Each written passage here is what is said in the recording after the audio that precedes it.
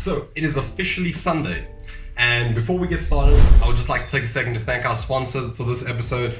Today, this episode was sponsored by none other than Rion Musa. So yeah, just so you guys know, everything that's done in the shop is paid for specifically by me. So yeah, thank you, Rion. Okay.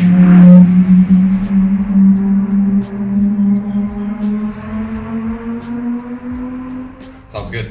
Okay, so today is the day. Hopefully we don't encounter way too many problems and issues. Okay, so to get you guys started, I think I explained in the last one, but what we're gonna do is we're gonna start off by loosening the engine mounts that's attached to the gearbox.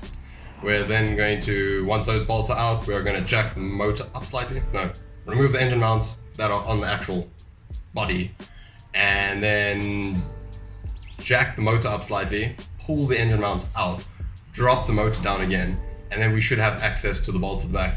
Engine should be resting on the mounting points or the jack or who knows what. Hope the engine doesn't fall.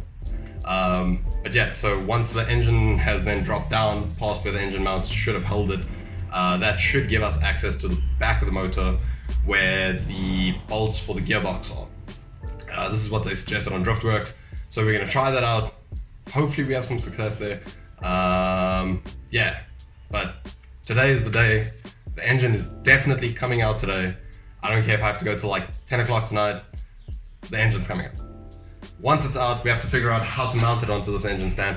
I don't know what bolts to use. I don't know these things. I've never taken an engine out and put it on an engine stand. We've worked on an engine in a car, never pulled an engine out. I don't know. We'll see how it goes. Okay, so to give you guys an idea of what we're doing, sorry for the slightly shaky camera here. Okay, so we need to remove those bolts down there. That's where this entire thing kind of runs up against the block and then attaches to the gearbox over there. So those are where the mount kind of attaches to the block, which attaches to this mount over here. So we're going to get that bolt there removed and that bolt there removed, and then once that's done, then we come and we remove this bolt over here, and then once that's removed, we're going to lift the engine up slightly, pull this entire mount out. Then we're going to drop the engine down slightly, and we'll be able to get to the bolts that are there in the back. I don't know if you can see them because I can't even see them. But yeah, so once we've got all of that out, we can basically tilt the whole engine down. Then we'll have access to the back where the bolts are. And once we get those bolts out, we should then be able to just bloop, and then bloop, and then bloop, and then bloop, onto that engine stand. And yeah.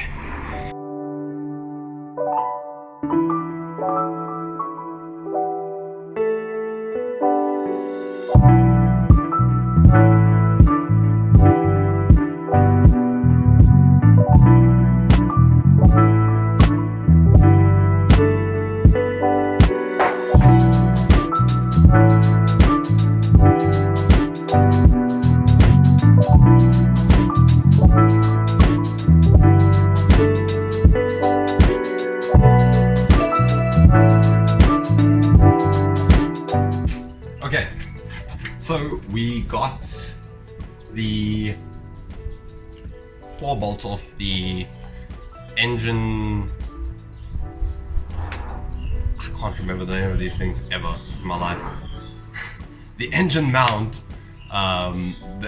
where it attaches to the support. Let's say the block support from the gearbox to the block, right? So we've gotten that off the car now. It was 4 bolts, just for record keeping purposes for myself also. The bottom passenger side bolt is the longest one, the rest are all the same length. The passenger side upper bolt didn't have a washer on it, and it was a lot looser, so I suspect that they've loosened that before, which is a little bit worrying. Next, I completely forgot, like I did last time, we have to detach the exhaust. So from the downpipe there is a split there, so I'm just going to detach it from the downpipe, get that off, and once that's off, then we can start with the engine mount section. I just need to have a look and see where I can jack the engine up from, because obviously we don't want to jack it up from the sump itself unless we use a piece of wood, but I still don't know if that's going to damage the sump or not. So I'm thinking I shouldn't do that. There is a section just next to the sump where the air conditioning condenser, I think it's called the condenser, I can never remember which one's which, but yeah, the aircon pump is mounted there, and there's quite a piece of like a nice section of block there that I think I can jack it up on if I use an extra piece of wood just to be safe. So yeah, let's try and get this exhaust off. I don't think you guys will be able to see me taking the exhaust off. I'll try and like position the camera down that way. See how it goes.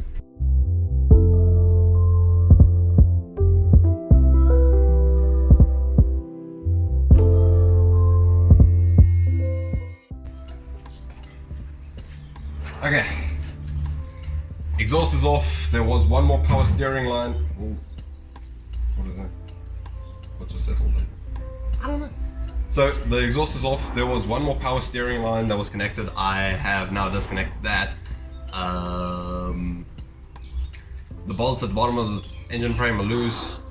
Next is going to be the engine mount. Stupid as me. I just realized now. I'm like, oh, I need to figure out a way to jack the engine up. I have an engine hoist. Like, for this exact reason. Duh.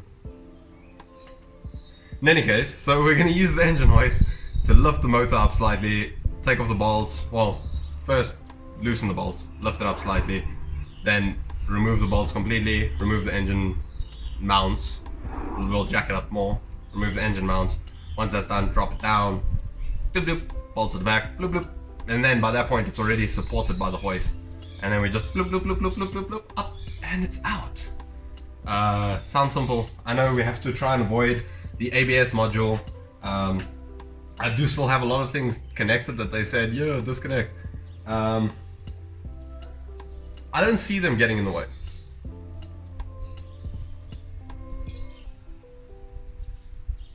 You know, I've never done this, they've done it, and they said, you know, disconnect those things, and I'm like, ah. It makes sense to me because all of the hoses are disconnected. I don't have to take out the power steering pump or the AC pump because they're disconnected and it's attached to the motor. It should just come with the motor when there's nothing here. So I just have to avoid the reservoirs here, the ABS module on that side, and the brake booster module on that side, and we should be fine. So, engine mount time. Well, hoist. Put on the stuff onto the hoist, strap it up to the motor, get a little bit of tension in it, not to actually tension it up, just to make sure it's holding the motor. Pull the bolts, crack the bolts loose, then lift it up slightly, pull the bolts out, lift up, engine mount out, look down. I've already said that, let's do it.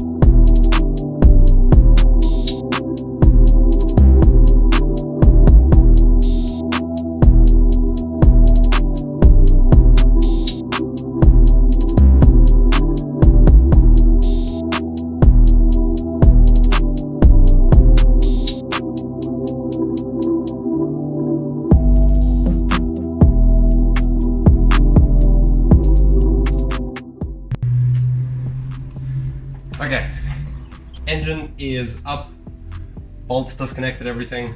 I just need to go under the car and remove the bolts that are holding the engine mounts in from the bottom and then pull those off. This one piece of steel popped off this engine mount. I'm pretty sure that means the engine mount is a little bit worse for wear is the word that we will use for now.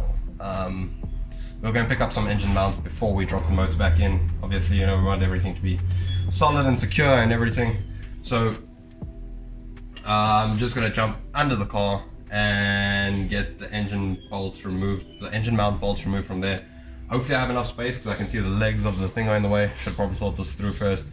But we didn't know. But now we do. Let's do this.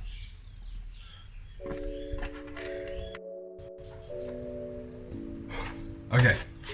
So the idea of pulling out the engine mounts, that kind of didn't work as well as I thought it would. The bolts at the bottom of the engine mount are really difficult to get to. So it's been hours, I'm joking. I went and had lunch, and then after that I tried some more and still couldn't get them out. Basically, I can't even break them loose. On that side, I can't get it, even with a universal socket, universal adapter, I think it turns. Even with that, I still couldn't get to it. I watched some videos online, they showed how to get to it. Didn't work as easy as what they showed. So what I decided to do is I just removed this whole thing. But the only problem is I only removed this. So this is what, that bolts up to the engine like that, and then that goes onto the mount. So therefore eliminating that drop from the mount that we would have received. There's only one problem, and that is I can only take it off on one side. So here's to hoping that we can still drop it down enough to access the bolts at the back. Otherwise what we'll do is we'll just slightly turn the motor, very slightly, just move it to the side, drop it down. Hopefully we can get access to the bolts at the back.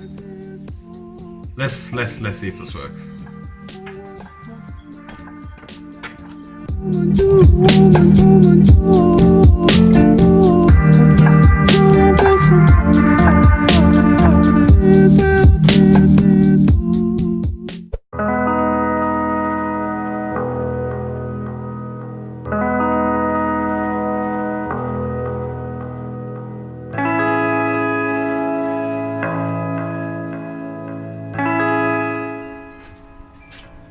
Okay, so it's been probably about, what's the time now, 5? Yeah. So it's been about 6 hours. I got stuck on one bolt, the last bolt that's holding the engine in, and it won't come off. We tried a breaker bar, ratchets, spanners, flamethrowers, a blowtorch, we've tried extensions, WD-40, literally everything, and this bolt won't come out. So it's looking like I'm gonna have to bolt the engine back to the gearbox and pull the motor out with the gearbox. The only problem is a storm is about to come in now, and I have to also clean up and get all the cars in order and things like that. So I was really hoping the motor was going to be out today. If it wasn't for that one bolt, we would have been there. We would have really been there. So, okay. I'm going to bolt the belts back in, and then hopefully tomorrow I can also ask my dad to help me guide the motor out when we pull it out of the gearbox.